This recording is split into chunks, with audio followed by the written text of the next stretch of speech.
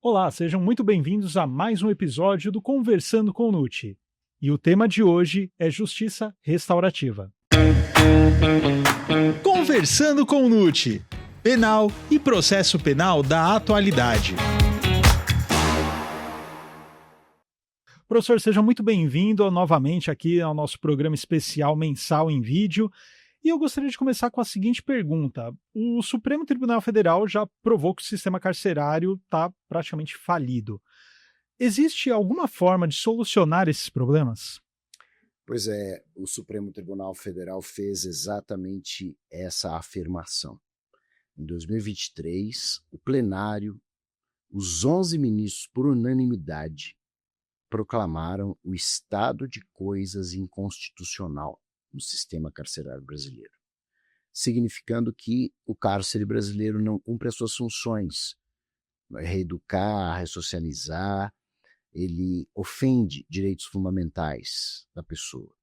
Então, precisamos solucionar. E o Supremo impôs prazo para os governos e tribunais estaduais e regionais para resolver isso, com várias metas.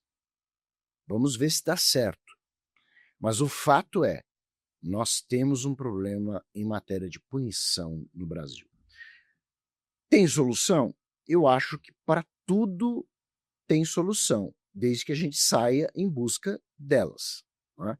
Dentro da realidade possível.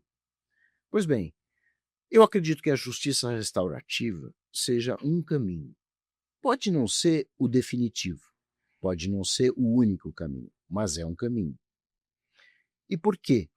Porque a justiça restaurativa, ela se baseia nos princípios de restauração. Restaurar é recompor, reconciliar. É como restaurar uma obra de arte que está deteriorada. Você transforma para que ela volte ao original.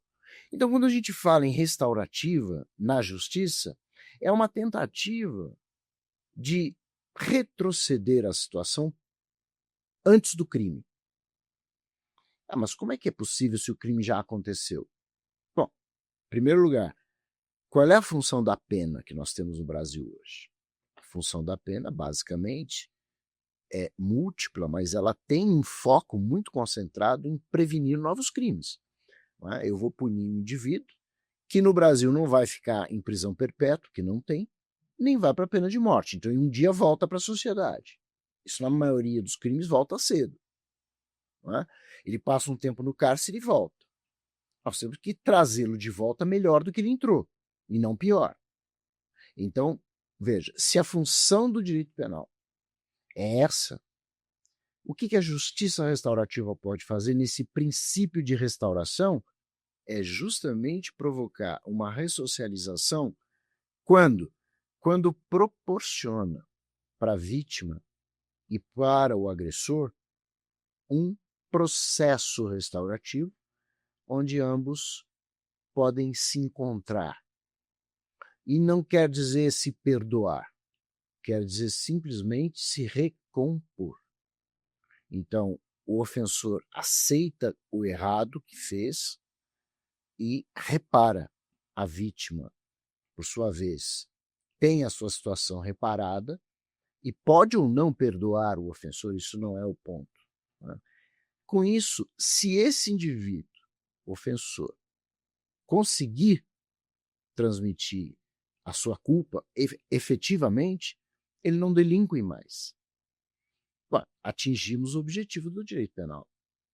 Né? Então eu vejo como um dos caminhos, sim. Perfeito. Mas nesse ponto, professor, a justiça restaurativa não poderia ser considerada como uma espécie de abolicionismo penal? Não é. Efetivamente não é um abolicionismo penal, porque nesse ponto eu sou contra o abolicionismo penal na medida em que considero uma utopia. Acho que muita gente que defende tem bons propósitos, dizer, poxa, gostaria que a sociedade não precisasse punir uma pessoa que comete um crime com um mal, que é a pena não é um bem, evidentemente, porque ninguém vai dar um prêmio para quem cometeu o crime. Então a pena é uma aflição, isso é natural. Seria ótimo se a sociedade não precisasse desse tipo de reprimenda. Aí o abolicionismo diz, não, então vamos abolir o direito penal, vamos bolar uma sociedade perfeita que resolva os problemas, como os crimes, por outros mecanismos. Não é? Na área civil, reparação de dano e tal, mas penal não precisa existir. Não precisa existir cadeia, não precisa existir nada. Isso é abolicionismo. Para mim é uma utopia. E a justiça restaurativa não tem nada a ver com isso. Não é? O que a gente vê na justiça restaurativa é fazer o indivíduo ofensor assumir o seu erro e reparar. Então não é simplesmente dizer abolir o sistema penal, não é? E está tudo bem. Não, até porque a própria justiça restaurativa diz: não deu certo o processo restaurativo, alguém ali, vítima ou ofensor, retrocedeu, travou, vai para a justiça comum.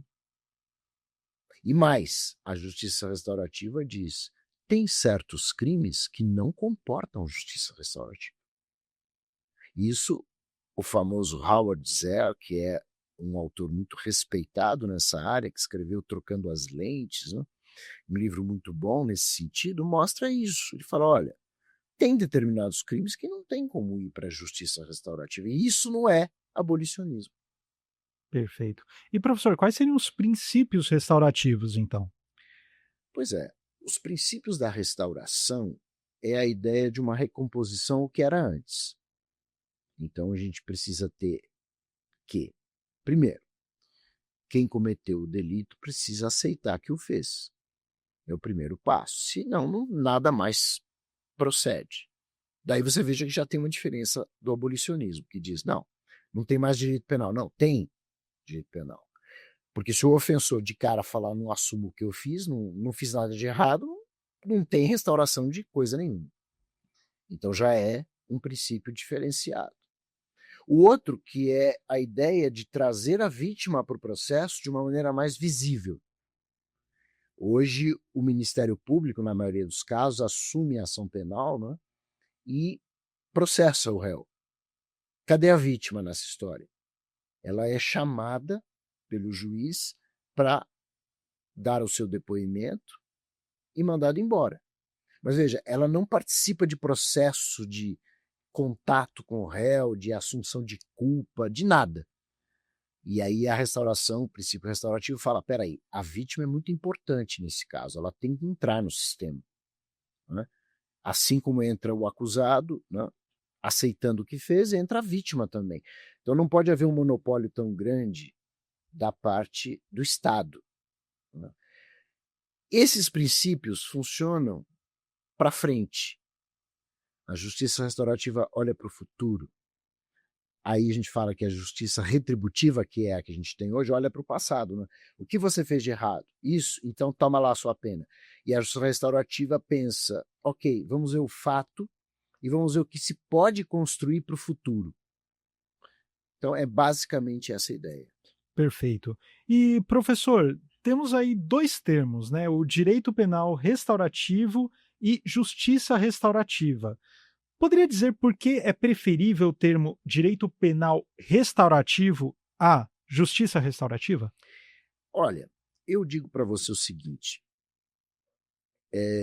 comecei a usar, num artigo que eu publiquei recentemente, o termo direito penal restaurativo, em vez de justiça restaurativa, apenas porque acredito que é mais forte.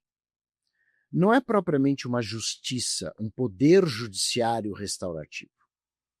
Eu acho que é o direito penal que precisa restaurar os seus próprios princípios. Então, a construção me parece mais ligada ao direito sancionador do que propriamente à justiça sancionadora. Uhum. E é por isso que eu acho que o direito penal, mais uma vez, considerando as finalidades e funções da pena, é que ele tem que espelhar a possibilidade, não a imposição de ser sempre restaurativo, porque ele não vai conseguir. Como eu disse, algumas pessoas não têm como participar. Você não tem como fazer restauração de um assassino serial, um psicopata. É impossível. Não tem jeito. E não é isso que se quer, porque não é a maioria. Isso é exceção. né? Então, muitas vezes, os autores da justiça restaurativa mostram isso. Olha, a gente não pode trabalhar pela exceção. A gente tem que trabalhar pela regra. Quer dizer, a maioria, né, das pessoas que cometem delitos. Então, eu volto a insistir. Se nós temos... Vamos analisar a pena de uma maneira bem ampla. Nós temos um caráter retributivo. A pena é um mal, por quê? Porque o crime também o é. A pena tem um caráter preventivo, sim, porque a gente ressocializa, é a ideia, não é? Ao prender e aplicar a pena. Nós temos a ideia intimidatória, de dizer, olha, tem um crime aqui, sociedade, não pratica, porque senão você tem a pena. Enfim, tem toda essa gama. Mas, em última análise, o que a gente quer? A gente quer retribuir o mal e prevenir novos crimes. Ok, vamos pensar assim, um direito penal restaurativo que possa propor ao indivíduo assumir o erro já é a retribuição. Porque muita gente não percebe que aceitar o erro e falar dele é penoso.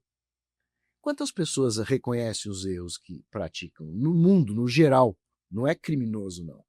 Na nossa relação com as outras pessoas, para a gente admitir um erro claramente, é muito difícil. Todo mundo quer ser o dono da razão. Então, você fazer com que o indivíduo consiga dizer errei, não devia ter feito isso, é muito. Né? Aí você passa para a segunda etapa. Você fala, bom, então ele assumiu, ele já entronizou que ele fez errado. Já falou isso. Agora, o que vem a seguir? Repare o que você fez. Né? Chama a vítima e diz, vou reparar como eu puder. Né? Ora, nesse processo, nós temos nitidamente a função preventiva, porque, volto a repetir o que eu já disse, no que eu já li de casos de restauração, não tem possibilidade de reincidência. É nula quase. Não é? Por quê? Porque há todo um processo de restauração que você passa por círculos, por pessoas tarimbadas especiais para levar a essa conclusão de debates, discussões, que fica muito claro na cabeça do ofensor que ele errou e fica muito claro para a vítima que ela vai ser reparada e, com isso, os males se extinguem, né? De uma maneira natural. É isso que é a verdade. Né? Então, eu acredito sinceramente que um direito penal restaurativo pode proporcionar. Né? E a terminologia seria essa. Né? Embora, evidentemente, né, ela seja correlato, o termo justiça restaurativa é apenas uma ideia de um direito penal que não seja apenas punitivo, que possa proporcionar restauração. Perfeito, professor. E ainda nesse ponto, como se deve analisar a previsão atual legal para a instauração da justiça restaurativa ou direito penal restaurativo aqui no Brasil? Aí está um ponto que me preocupa, que nós precisamos avançar, porque o Conselho Nacional de Justiça, pela Resolução 225 de 2016, olha, já vai para quase 10 anos, autorizou que todos os juízes do Brasil possam instaurar um processo restaurativo na sua comarca. Portanto, é uma autorização que mostra, e isso existe em alguns lugares, que essa recomposição se faça e não haja a imposição de pena. Ora, alguns juízes seguiram essa orientação e aplicaram, outros não. Por quê? Porque também não é lei. É uma resolução de caráter administrativo do Conselho Nacional de Justiça, autorizando, mas não obrigando. Isso me preocupa. Mas me preocupa por 3 princípios fundamentais. O princípio da igualdade, o princípio da legalidade e o princípio da proporcionalidade. Explico. Princípio da igualdade. Todos são iguais perante a lei. Isso é básico. Isso não é nem penal. Isso é básico para todas as disciplinas jurídicas. Ora, como é possível que o furtador da comarca A passe pelo processo restaurativo, assuma seu erro, indenize a vítima e não tenha pena? E o da comarca B, do lado, a cidade do lado, o juiz fala, não, eu não vou instaurar processo restaurativo, aqui vai ser pena mesmo. E lhe deu uma pena que pode levá-lo à prisão. Bom, se você comparar a situação, pode ser a mesma. O furto cometido de maneira absolutamente semelhante, valor das coisas subtraídas, enfim. É um panorama muito igual, mas uma solução muito desigual. Isso me preocupa. Legalidade. Ora, o direito penal é todo baseado em não há crime sem lei que o define, não há pena sem lei que a comine. Portanto, o que está na lei como crime e a pena que vem correspondente precisa ser aplicada se houver o crime. Como é que a gente faz com a justiça restaurativa sem lei? De repente, a pessoa que praticou o crime pode ser um crime de roubo, uma subtração com violência, por exemplo. Também já vi casos de restauração. Mas e a legalidade? Fica comprometida. Proporcionalidade. Integra um pouco o que eu falei. Porque para uns, não é, a restauração, pagar vamos dizer, o dano, não é, a reparação, é suficiente. Para outros é cadeia. Então a proporção da punição é muito grande, né? Eu admito que reconhecer o erro é uma forma punitiva, mas é bem diferente do que ir para o cárcere. Então me preocupa muito isso. Eu acho que está na hora de nós colocarmos na lei exatamente a justiça restaurativa, nos termos até que a resolução do CNJ propõe, e autorizar não, e determinar aos juízes pela lei, pela força da lei, que possibilitem o processo restaurativo de uma maneira equânime para todos. E aí, veja, analisei vários processos restaurativos, passou pelo processo, deu certo. Como finaliza o processo criminal? Cada juiz faz de um jeito. Tem juiz que julga extinta a punibilidade baseado em não sei o quê, porque não tem na lei penal. Tem juiz que usa o Código de Processo Civil e diz não há mais interesse punitivo do Estado, então julgo extinto o processo sem julgamento de mérito. Não existe isso no crime. O outro usa o processo civil para dizer homologo a transação. Privatizou o direito penal, porque a vítima não transacionou com o réu. Aliás, transação é só em infração de menor potencial ofensivo e mesmo assim é muitas vezes o promotor, o Estado e o acusado que transaciona, não é a vítima diretamente. Então nós estamos usando o processo civil, não é, de muleta para o processo penal, sem expressa previsão legal. Ah, mas a gente faz por analogia. Mas, gente, analogia é quando tem lacuna. Aqui não tem lacuna porque não tem justiça restaurativa oficialmente. Então não é questão de você importar do processo civil. Você não pode importar um instituto para uma coisa que não existe. Essa é a minha grande preocupação hoje para colocar em lei os processos de restauração. Perfeito, professor. E para finalizarmos esse episódio, na sua visão, há outros obstáculos para a implantação da justiça restaurativa? Sim. Primeiro, analisando todos os casos de justiça restaurativa mundo afora. O processo de restauração é longo.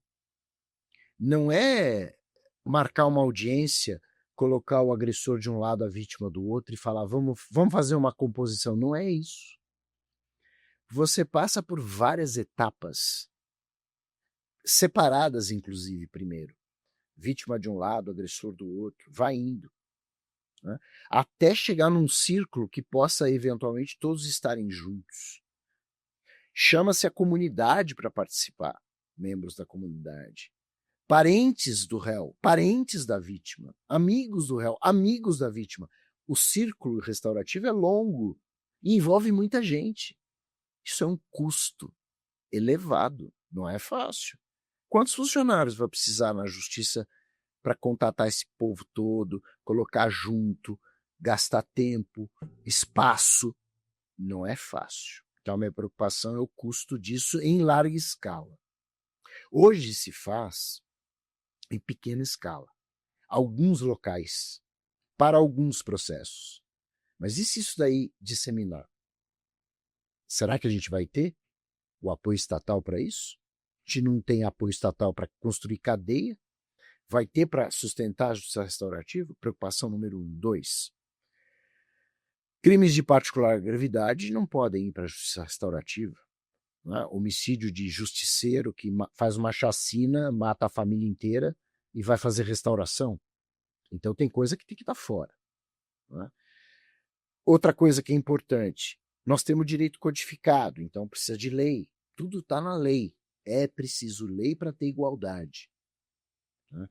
E vejo também uma última coisa que me preocupa nas mensagens restaurativas que eu tomei conhecimento, que é a fragilidade ainda da justiça restaurativa no tocante a crime sem vítima. Como é que a gente faz o processo restaurativo do traficante de drogas? Do infrator do meio ambiente? Não é? Daqueles delitos que não tem uma vítima definida. A vítima é a sociedade. Eu vejo que é possível, desde que a gente sente, estude um método, não é? E veja como fazer o processo. Mas isso a gente tem pouco estudo em torno da restauração de crimes que não têm vítima definida e que podem ser muito volumosos, como, por exemplo, tráfico de drogas. Não vamos pensar que tráfico de drogas é só daquele grande traficante. Não, tem um monte de pequeno traficante que poderia assumir o seu erro de verdade, não é? E submetido a um processo restaurativo, não delinquir mais. É uma possibilidade real. Então são esses os aspectos que eu acho que ainda são frágeis, né? E que precisam ser implementados. Perfeito, professor. Muitíssimo obrigado pelos esclarecimentos e muito obrigado a você que conferiu este programa até aqui. Lembrando, se você gostou do papo, faz o seguinte, deixa aquele seu like, inscreva-se no canal e também compartilhe este episódio com aqueles seus amigos e colegas que podem se interessar por este e outros temas. Lembrando que tem um episódio toda semana do Conversando com Lute lá no nosso Spotify, tá bom? Dá uma conferida lá e até a próxima.